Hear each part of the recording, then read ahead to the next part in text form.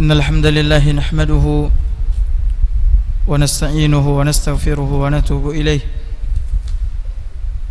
ونعوذ بالله من شرور أنفسنا وسيئات أعمالنا من يهده الله فلا مضل له ومن يضلل فلا هادي له أشهد أن لا إله إلا الله وحده لا شريك له وأشهد أن محمدا عبده ورسوله صلى الله عليه وسلم وعلى آله وأصحابه ومن تبعهم بإحسان إلى يوم الدين يا أيها الذين آمنوا اتقوا الله حق تقاته ولا تموتن إلا وأنتم مسلمون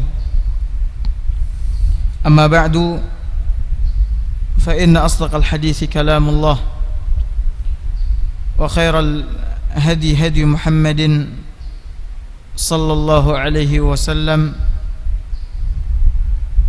وشر الأمور محدثاتها وكل محدثة بدعة وكل بدعة ضلالة وكل ضلالة في النار. إخواني أعزني الله وإياكم. Alhamdulillah, kita bersyukur kepada Allah Subhanahu wa taala. Berkat limpahan rahmat dan karunia Allah, kita semua dapat hadir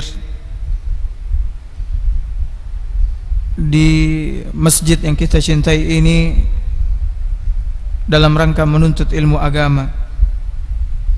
Semoga Allah Subhanahu wa taala menjadikan amalan yang tengah kita lakukan ini ikhlas, mengharapkan ridhanya,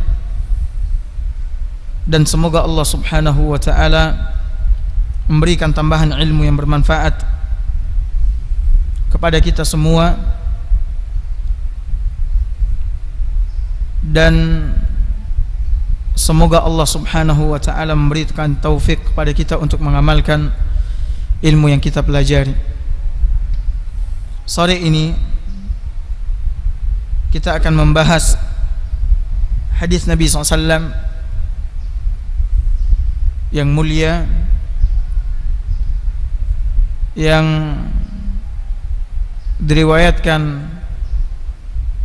oleh Al-Imam Al-Bukhari rahimahullahu ta'ala di dalam kitab sahihnya dari Abdullah Ibn Abbas radhiyallahu ta'ala anhuma. Dia mengatakan Rasulullah SAW bersabda,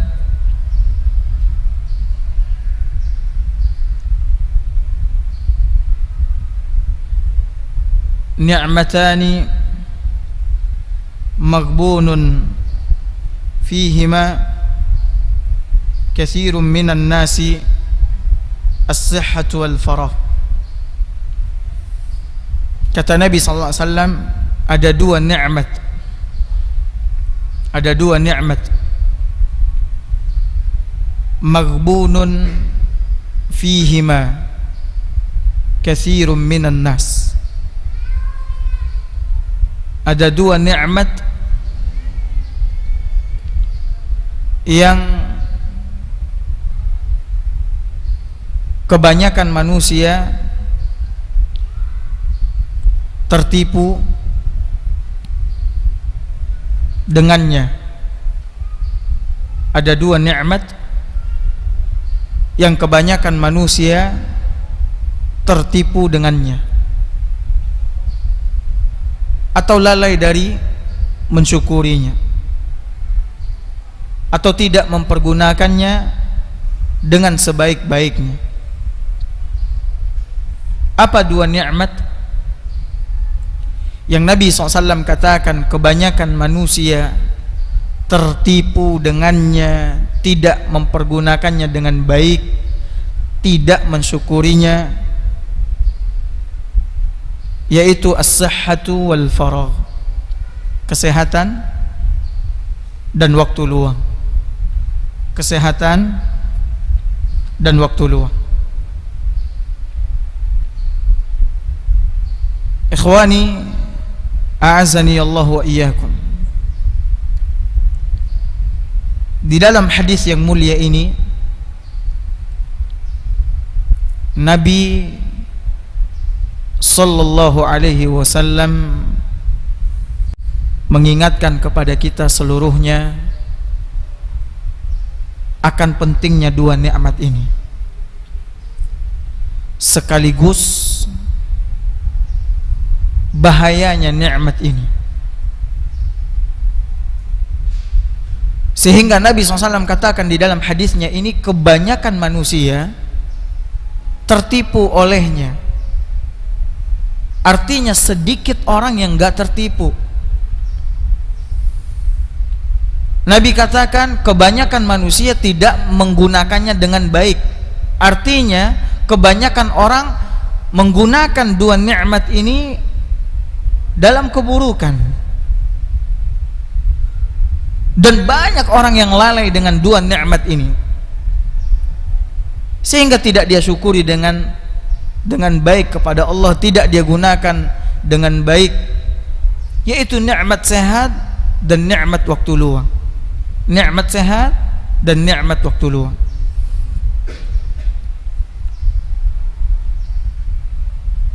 Kesehatan adalah nikmat dari Allah Subhanahu wa ta'ala. Kedua mata bisa melihat, kedua kaki bisa melangkah, kedua tangan bisa berbuat, kedua kuping bisa mendengar, ya, atau anggota tubuh kita alhamdulillah sehat walafiat. Ketika Allah berikan kesehatan itu, seharusnya kita gunakan dengan baik. Dan cara mempergunakan kesehatan adalah melakukan ketaatan kepada Allah, mempergunakannya dalam perkara-perkara yang diridhai oleh Allah Subhanahu wa ta'ala. Begitu juga dengan nikmat waktu luang. Waktu secara umum adalah nikmat, apalagi waktu luang, di mana kita tidak sibuk, di mana kita memiliki kelapangan yang seharusnya itu kita gunakan dengan baik, mengisinya dengan ketaatan, mengisinya dengan amal saleh, perkara-perkara yang diridhai oleh Allah Subhanahu wa ta'ala. Namun banyak orang yang lalai, tertipu dengan dua nikmat ini. Seakan-akan Nabi SAW mengatakan kebanyakan manusia menganggap bahwasanya dua nikmat ini akan langgeng bersama mereka, akan terus menerus bersama mereka. Padahal apakah kita selamanya sehat? Tidak. Apakah kita selamanya berada dalam waktu lapang? Tidak. Setelah sehat akan ada sakit, dan setelah waktu luang akan ada waktu sibuk. Makanya Nabi SAW ingatkan kepada kita, dua nikmat ini seringkali membuat kebanyakan orang lalai, tidak dia gunakan dengan baik. Padahal dua nikmat ini adalah dua nikmat yang besar, sehat, waktu luang. Kapan kita sadar dan tahu bahwasanya nikmat sehat, nikmat waktu luang adalah dua nikmat besar? Ketika kita sakit. Ketika kita sakit. Kalau kita sudah sakit, baru kita tahu bahwasanya ternyata nikmat sehat adalah nikmat yang mulia, nikmat yang besar yang Allah berikan kepada kita. Begitu juga kapan kita tahu bahwasanya waktu luang adalah nikmat yang besar dari Allah? Ketika kita mulai sibuk, kita nggak bisa lagi ngaji, kita nggak bisa lagi banyak beribadah, mulai sibuk dengan kegiatan kita, mulai sibuk dengan dunia kita dan seterusnya. Maka ikhwani, azani Allah wa iyyakum, pelajaran kita sore ini tentang dua nikmat ini, sehat dan waktu luang. Makanya perhatikan orang-orang di luar sana, keadaannya sama dengan kita. Keadaannya sama dengan kita. Bahkan ada yang lebih baik dari kita. Tapi apakah kesehatan yang Allah berikan kepada mereka menuntun mereka untuk melakukan ketaatan kepada Allah? Apakah kesehatan yang Allah berikan kepada mereka menuntun mereka untuk memperbanyak amal soleh? Apakah kesehatan yang Allah berikan kepada mereka menuntun mereka untuk melakukan perkara-perkara yang diridhai oleh Allah? Allah berikan segalanya. Begitu juga waktu luang. Mereka tidak lagi sibuk dengan pekerjaan mereka, mereka tidak lagi sibuk dengan dunia mereka, yang seharusnya itu mereka syukuri dengan mengisinya dengan membaca Al-Quran, mengaji, ya, silaturahim, dakwah dan lain sebagainya. Maka sadari hal ini, dua nikmat ini adalah dua nikmat besar, namun sayangnya kebanyakan manusia lalai dari mempergunakannya dengan baik. Maka oleh karena itu ikhwani, ketika kita temukan jasad kita sehat, maka gunakan dengan sebaik-baiknya, dengan melakukan ketaatan, melakukan ibadah, melakukan amal saleh dan lain sebagainya. Pergi ke masjid, duduk di majelis ilmu, silaturahim dan lain-lain. Begitu juga ketika kita temukan kita dalam keadaan lapang, waktu luang, tidak ada tugas, tidak ada pekerjaan, tidak ada lain sebagainya, maka gunakan dengan baik, berzikir kepada Allah, nuntut ilmu dan lain sebagainya. Karena kedua nikmat ini sekali lagi tidak akan pernah selama-lamanya bareng kita. Tidak akan pernah selama-lamanya bareng kita. Dia akan berganti dengan lawan dari masing-masingnya. Lawan sehat, sakit. Lawan waktu luang, waktu sibuk.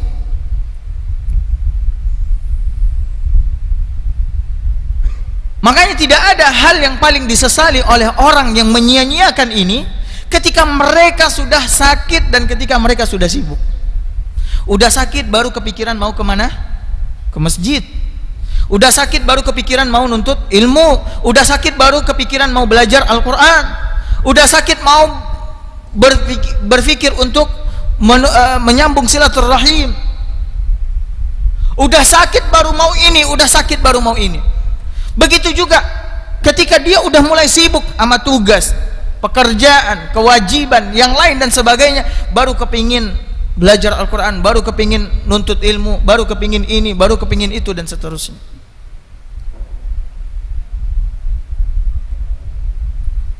Maka kita harus manfaatkan ini dengan baik sebelum datang gantinya, sakit sama waktu sibuk. Dan ini yang diingatkan oleh Nabi sallallahu alaihi wasallam. Diingatkan oleh Nabi sallallahu alaihi wasallam di dalam hadisnya yang mulia.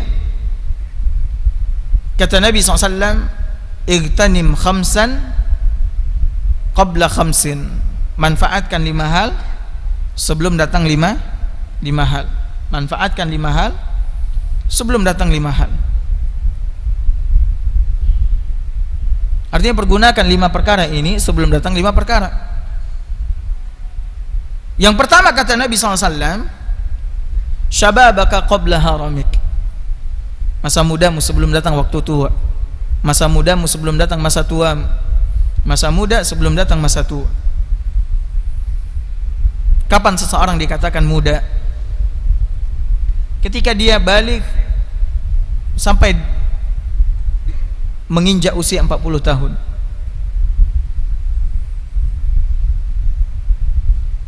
Dan Nabi SAW perintahkan kita untuk memanfaatkan masa muda sebelum datang masa tua. Maka yang muda harus sadar, mudamu tidak akan terus bersamamu selama-lamanya. Mudamu akan berganti dengan apa? Dengan tua. Maka ketika engkau berada di usia muda, gunakan usia itu dengan baik. Kenapa?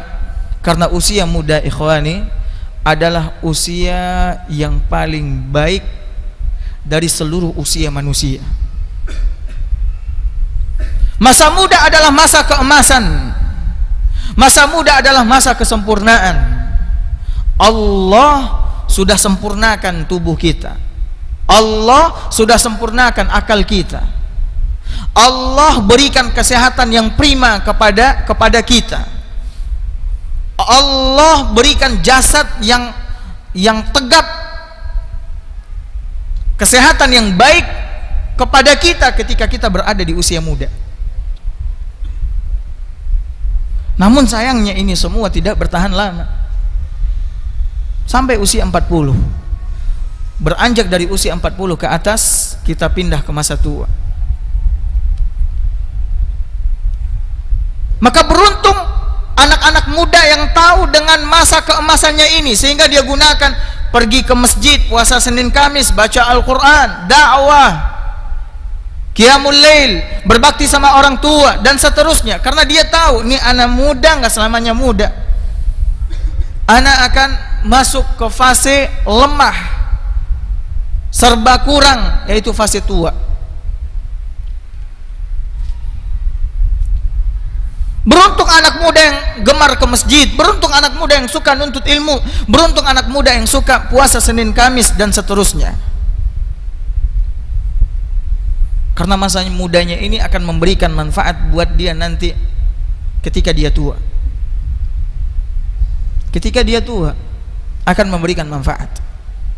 Di masa muda dia suka tahajud, di masa muda dia suka puasa Senin Kamis, di masa muda dia senang menghadiri jamaah di masjid, salat, nuntut ilmu dan seterusnya. Ketika dia tua nggak bisa lakuin itu semua karena dia sakit, karena udah tua, sakit tua. Allah akan berikan pahala yang sempurna seperti yang dia lakukan di masa muda, nggak dikurangin sama Allah. Makanya Nabi SAW mengatakan, untuk orang yang sakit dan safar, Allah akan berikan pahala ganjaran sama seperti apa yang dia lakukan ketika dia sehat dan mukim.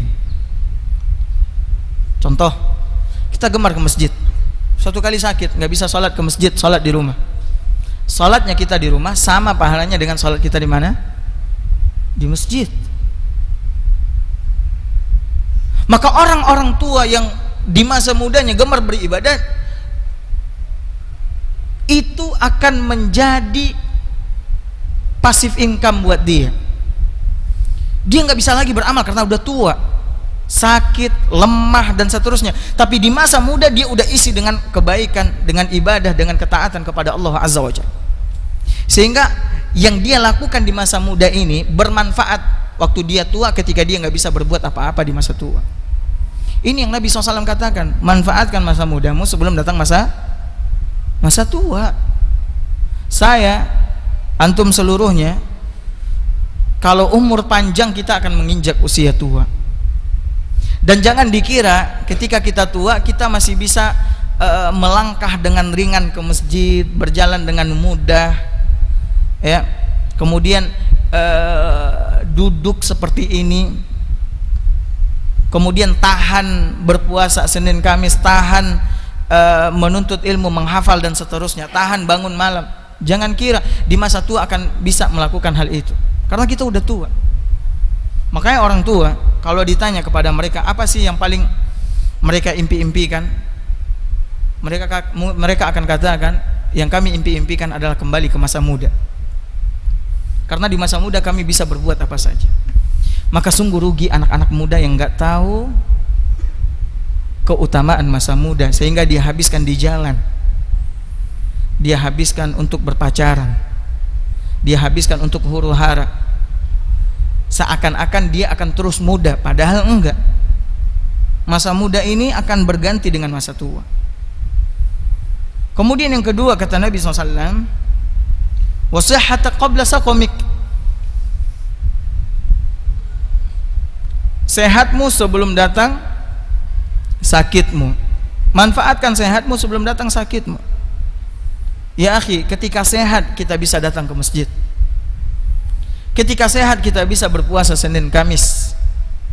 Ketika sehat kita bisa berbakti sama orang tua kita. Ketika sehat kita bisa bangun tengah malam. Ketika sehat kita bisa begini, begitu, begini, begitu. Maka syukuri nikmat sehat ini dengan menggunakannya dalam perkara yang diridhai oleh Allah Subhanahu wa taala. Karena kesehatan ini tidak akan senantiasa bersama kita, akan ada masa sakit. Ketika udah sakit kita nggak bisa ngapa-ngapain. Kita udah nggak bisa ngapa-ngapain. Mau puasa Senin Kamis nggak bisa, lagi sakit. Mau datang ke masjid nggak bisa, lagi sakit. Mau bangun tengah malam juga nggak bisa karena lagi sakit. Maka selagi sehat, gunakan dengan baik. Selesai ngerjain ibadah ini, pindah ke ibadah ini. Selesai dari ibadah ini, pindah ke urusan ini, urusan dunia misalkan yang memberikan manfaat buat kita. Selesai dari urusan dunia, pindah lagi ke sini. Terus selagi sehat. Karena nikmat sehat adalah nikmat yang mahal. Ketika nikmat ini hilang, buktinya apa? Ketika nikmat ini hilang, orang rela mau bayar kesehatan itu berapapun jumlahnya, harganya, nilainya. Rela. Menunjukkan mahalnya nikmat tersebut. Maka nikmat sehat seperti yang dikatakan oleh ulama-ulama kita terdahulu, dia itu seperti mahkota yang ada di atas kepala kita masing-masing. Cuman kita nggak sadar sama mahkota. Kita nggak sadar. Sadarnya mahkota ini hilang ketika kita udah sakit. Ya Allah, ternyata sehat itu betul-betul. Kita rela mau ngelakuin apa aja, minum obat pahitnya bagaimanapun, jijiknya kita sama obat itu seperti apa, kita rela ngelakuin itu, minumnya, makannya, mengkonsumsinya, asalkan apa? Sehat. Iya apa tidak? Iya. Maka selagi antum sehat, kita semua sehat, gunakan kesehatan itu dengan baik. Karena dia nggak selamanya bareng kita. Kemudian yang ketiga kata Nabi SAW, waghinaka qabla faqrik, masa kayamu sebelum datang masa miskinmu. Apakah kita akan selamanya kaya? Ya akhi, enggak. Kehidupan di dunia ini seperti roda, kadang-kadang di atas, kadang-kadang di bawah. Kadang-kadang kita punya duit, kadang-kadang nggak punya duit. Muflis, nggak punya apa-apa, bangkrut. Ketika lagi berada, gunakan di jalan yang Allah ridhoi. Sedekah, nyantunin anak yatim, ngasih makan orang miskin, memberikan hadiah kepada orang yang kita cintai, dan lain-lain. Ketika lagi kaya, gunakan untuk kemaslahatan orang-orang yang ada di sekitar kita. Allah ciptakan manusia di permukaan bumi ini, ada yang kaya, ada yang miskin. Ada yang kaya, ada yang apa? Untuk apa? Untuk keseimbangan dunia. Karena kalau sekiranya seluruh manusia di dunia ini kaya, siapa yang mau nanam padi buat makan kita? Kalau semua manusia apa? Kaya. Iya, makasih ya. Iya, makasih. Kalau semua manusia kaya, siapa yang akan bercocok tanam di sawah, ladang dan seterusnya? Kebayang nggak? Kalau semua orang kaya, siapa yang mau berternak ayam agar kita bisa makan ayam? Siapa yang mau? Kita mau nyuruh orang, enak aja. Emang duit ente berapa? Ente nggak tahu ana juga kaya? Hah? Siapa yang bakal jahitin baju buat kita? Tolong buatin baju dong. Enggak, ente yang buatin baju sama ana. Kenapa? Ana bayar berapapun, ana juga mau bayar ente berapapun. Paham? Kalau semua orang apa? Kaya. Di dunia ini ada yang kaya, ada yang miskin. Allah ciptakan itu untuk apa? Keseimbangan dunia. Kalau enggak dunia hancur. Dunia hancur. Nah, orang-orang kaya mesti tahu Allah berikan dia kekayaan bukan untuk kesenangan dirinya tok, tapi juga untuk kemaslahatan orang-orang yang ada di sekitarnya. Orang-orang miskin yang ada di sekelilingnya. Dia kasihkan sedekah, dia kasih makan, dia bantu dan seterusnya. Maka ketika kita lagi punya duit, saat itu gunakan untuk bersedekah. Jangan pas nggak punya duit baru timbul keinginan buat apa? Sedekah. Nggak punya duit baru ingin sedekah, ya nggak ada gunanya, nggak ada artinya. Ya, gunakan duit itu dengan baik. Masih makan orang dan seterusnya. Ya. Kemudian yang keempat, wa faraghak qabla syughlik. Masa luangmu sebelum datang masa sibukmu. Nabi ingatkan juga dalam hadis ini, ketika kita lagi luang, nggak ada kerjaan, nggak ada tugas, nggak ada apa-apa, gunakan dengan baik, karena masa luang itu nggak selamanya bareng kita. Akan ada masa di mana tugas menumpuk, kerjaan banyak. Maka bohong orang yang di masa luang tidak dia gunakan dengan baik. Ketika udah sibuk baru kepikiran untuk hafal Quran, belajar Quran, untuk ngaji dan seterusnya. Bohong. Yang ada, kalau antum berada di masa luang, ya udah gunakan dengan baik. Belajar agama, baca Al-Quran, baca buku, zikir dan lain sebagainya. Kunjungin orang tua dan seterusnya. Karena masa luang itu nggak selamanya bareng kita. Kemudian yang kelima, yang terakhir, kata Nabi SAW, wa hayatak qabla mautik. Hidupmu sebelum mati. Selama kita masih hidup ini, kita masih bisa berbuat. Kalau udah mati masih bisa berbuat. Kalau ada orang mati bisa berbuat, kita mungkin akan seram melihatnya. Dia udah mati, kenapa masih bisa berjalan ke sana kemari dan seterusnya. Ya. Selama nyawa masih dikandung badan, selama udara keluar masuk ya ke dalam tubuh kita, maka gunakan itu dengan baik. Gunakan itu dengan baik.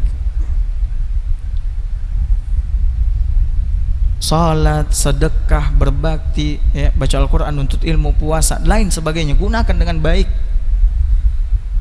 Karena kalau udah mati, kita nggak bisa lagi salat, kita nggak bisa lagi puasa, kita nggak bisa lagi baca Al-Quran dan seterusnya.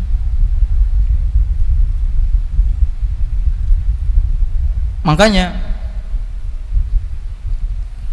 kita baru akan sadar sama 5 nikmat ini yang dalam hadis ini ketika kita udah nemuin lawannya. Di dalam Al-Quran Allah Subhanahu wa ta'ala berfirman,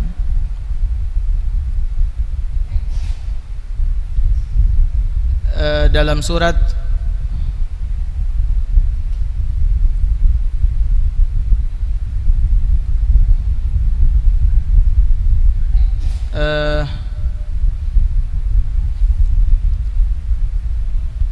sebentar,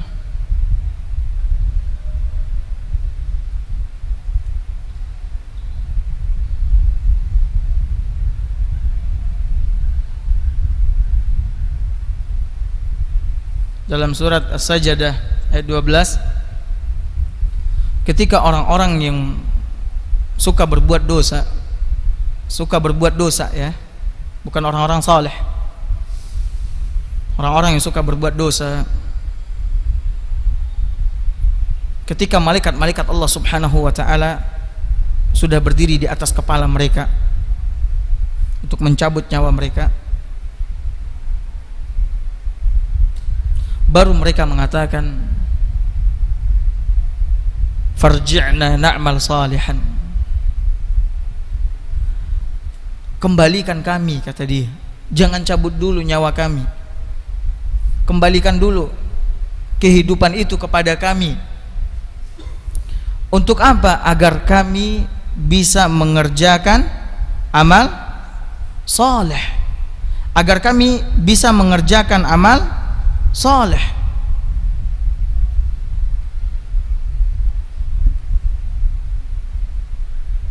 Kembalikan agar kami bisa mengerjakan amal saleh. Kenapa? Karena ketika itu mereka baru yakin ternyata mati itu ada atau enggak ada. Orang kalau udah mau mati, ajal mau datang, dia tidak lagi hanya bisa melihat apa yang tampak di dunia, tapi dia juga udah bisa melihat alam gaib. Dia bisa lihat malaikat, ya. Bahkan ada yang bisa melihat tempatnya di akhirat. Pandangannya pada waktu sakarat mau mati itu, pandangannya benar-benar tajam sehingga menembus tirai-tirai yang gaib.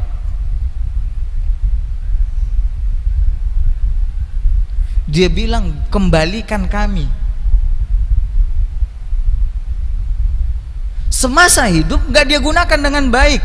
Yang dia lakukan dosa, maksiat, tidak dia isi dengan ketaatan, amal saleh, hal-hal yang dicintai dan diridhai oleh Allah. Pas udah mau mati, minta dikembaliin. Bahkan dalam surat Al-Mu'minun ayat 99 dan 100, 99 dan 100, Allah Subhanahu wa taala berfirman, hatta idza jaa ahadahumul maut qala rabbirji'un. Ketika kematian udah mau datang kepada mereka, mereka berkata, rabbirji'un, Rabbi kembalikan aku, rabbirji'un, kembalikan aku. Maksudnya dia minta dikembalikan kehidupannya, karena dia udah tahu kalau udah mati dia nggak bisa lagi berbuat apa-apa. Bisa nggak orang udah mati sholat? Bisa nggak baca Al-Quran? Nggak bisa lagi. Makanya ketika dia udah benar-benar yakin, dia udah lihat itu malaikat maut, maka dia bilang rabbirji'un. Lalu dia katakan, la'alli a'malu salihan fima tarakt. Untuk apa dia minta dikembalikan la'alli a'malu salihan fima tarakt? Agar aku bisa mengerjakan amal saleh yang dahulu aku tinggalkan. Agar aku bisa mengerjakan amal saleh yang dahulu aku tinggalkan, tidak aku lakukan. Engkau telah berikan kehidupan kepadaku, tapi tidak aku lakukan amal saleh di dalamnya. Engkau berikan kekayaan, engkau berikan waktu luang, engkau berikan kesehatan dan seterusnya. Ini sekarang kembaliin agar aku bisa mengerjakan amal saleh. Makanya ikhwani, a'azani Allah wa iyyakum, selagi antum sehat, antum memiliki waktu luang, antum hidup, ya, antum berada di masa muda, manfaatkan dengan baik. Manfaatkan dengan baik. Karena modal yang kita miliki di dunia ini, modal yang kita miliki di dunia ini untuk bisa beruntung di dunia dan di akhirat adalah usia kehidupan ini sendiri.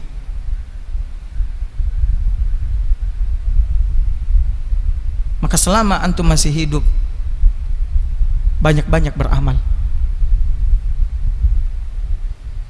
Kerjakan perkara-perkara yang diridhai dan dicintai oleh Allah Subhanahu wa taala.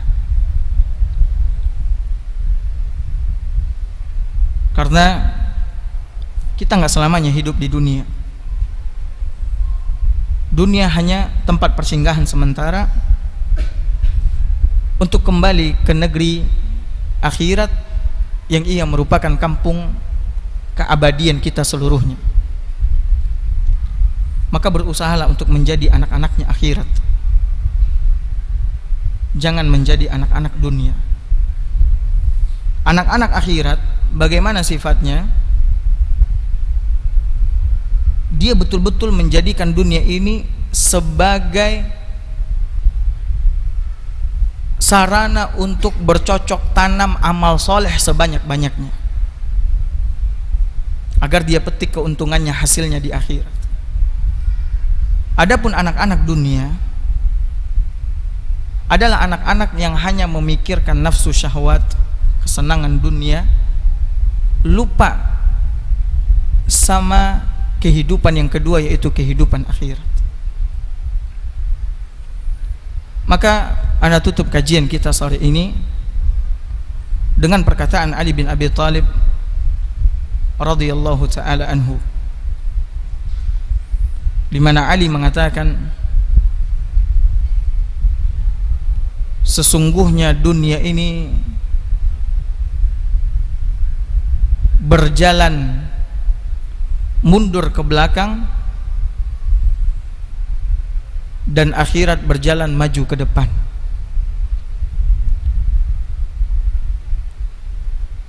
Maksudnya apa? Dunia yang kita tempati ini akan terus berjalan mundur ke belakang dan akhirat akan maju ke depan. Artinya kita akan meninggalkan dunia, menyongsong kehidupan apa? Akhirat. Walikulli minhuma abna, masing-masing dari keduanya, kata Ali, memiliki pengikut, anak-anak. Kunu min abna'il akhirah wa la takunu min abna'id dunya. Jadilah kalian anak-anaknya akhirat dan jangan pernah sesekali menjadi anak-anaknya dunia. Jadilah kalian anak-anak akhirat dan jangan sesekali menjadi anak-anaknya dunia. Pengikut akhirat, bukan pengikut dunia. Ya. Fa innal yawma amalun wala hisab. Karena sesungguhnya hari ini adalah hari untuk banyak beramal dan tidak ada hisab, tidak ada perhitungan. Wa inna ghadan hisabun wala amal. Dan sesungguhnya hari esok, yaitu hari akhirat, adalah hari penghisaban dan tidak ada amalan. Maka oleh karena itu, hati-hati sama dua nikmat yang menjadi kajian kita sore ini. Jangan sampai kita tertipu sehingga kita melalaikannya dan tidak mensyukurinya. Ketika kita temukan diri kita berada di atas dua nikmat ini, kesehatan dan waktu luang, jangan tunda-tunda lagi untuk mengisinya, mempergunakannya dengan baik. Ketika antum lagi sehat, ya Allah, ini alhamdulillah ana lagi sehat, ana mau begini, ana mau buat ini, ana mau ini, ana mau lakukan ini, ana mau ini. Ketika antum lagi berada di waktu luang, ana mau ini, ana mau itu, ana mau ini, ana mau itu. Jangan tunda-tunda sebelum datang lawan dari masing-masing keduanya. Semoga Allah subhanahu wa ta'ala memberikan taufik kepada kita semua untuk mengisi dua nikmat ini dengan hal-hal yang dicintai dan diridhai oleh Allah subhanahu wa ta'ala. Ini saja mungkin yang bisa Anda sampaikan pada kesempatan kali ini. Mohon maaf tidak ada tanya jawab.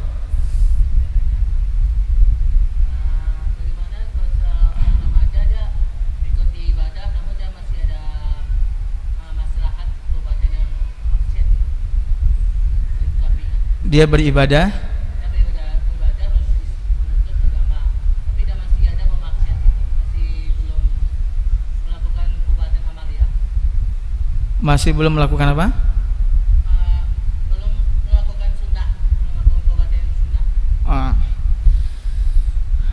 Ya, dakwahi dia ajak dia, ajarkan dia, ya. Kemudian jangan lupa doakan dia. Apabila kita memiliki teman kita yang udah ngaji, dan dia juga kita temukan beribadah bareng kita, tapi ada dosa, maksiat, hal-hal yang dibenci oleh Allah Subhanahu wa taala yang dia lakukan, maka ingatkan dia, nasihati dia. Karena sekali lagi, tidak ada satupun di antara kita ketika ingin baik, menjadi orang yang saleh, orang yang taat, sementara dia tidak butuh sama orang lain. Kita butuh sama orang-orang saleh, teman-teman yang baik. Apa kebutuhan kita dari mereka? Buat ngasih follow sama kita? Enggak. Buat ngingatin kita. Seperti yang disebutkan oleh para ulama, teman yang baik adalah teman yang antum dengarkan. Teman yang baik itu bukan sekadar teman yang suka huru-hara bareng kita, ketawa-ketawa bareng kita, kemudian duduk nongkrong di kafe-kafe dan seterusnya, enggak. Tapi teman yang baik itu adalah teman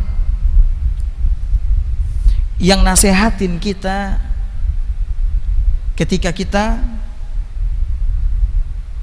telah keluar dari jalur, ketika kita telah melakukan sesuatu yang menyelisihi syariat. Teman yang baik adalah teman yang memperlihatkan kepada kita aib-aib kita, cuman tidak di hadapan orang. Ingat, teman yang baik itu nasihatin kita empat mata bareng kita, tidak di hadapan orang ramai dia nasihatin kita, tapi empat mata dia bilang ini nggak boleh, ini nggak boleh, ini nggak boleh. Dan saya menyampaikan ini karena saya mencintai engkau karena Allah Subhanahu wa taala. Saya menginginkan kebaikan untukmu sebagaimana saya menginginkan kebaikan untuk saya. Itu teman yang baik. Kalau antum udah punya teman yang kayak begitu, jangan dilepas, ya. Terus lazimin dia agar antum bisa jadi orang yang istiqamah, orang yang saleh, orang yang taat. Bisa dipahami? Jadi bukannya hanya sekadar datang mengaji terus kita nggak butuh sama orang, enggak, kita butuh sama orang-orang yang lain. Makanya Nabi SAW ingatkan kepada kita untuk memilih teman yang apa? Yang saleh. Teman yang saleh itu adalah teman yang selalu memberikan manfaat, memberikan faedah, pelajaran, ya, kebaikan buat kita. Sementara teman yang buruk adalah teman yang terus memberikan keburukan buat kita, kerusakan dan seterusnya.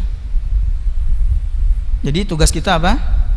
Kalau ada teman ngaji, ibadah bareng kita tapi masih ada dosa maksiat, ketika dia berbuat dosa, ingatkan dia, ini nggak boleh, antum mesti taubat sama Allah, istighfar sama Allah. Atau ketika dia ingin melakukan, kita yang cegat, nggak boleh, itu nggak boleh, haram, nggak boleh, jangan lakukan. Sebelum dia lakukan, kalau dia udah lakuin, kita suruh dia apa? Taubat dan istighfar. Allah Ta'ala alam. Cukup? Nah, baik, mungkin sampai di sini kajian kita. Kita akhiri dengan subhanakallahumma wa bihamdik, asyhadu an la ilaha illa anta astaghfiruka wa atubu ilaik. Assalamualaikum warahmatullahi wabarakatuh.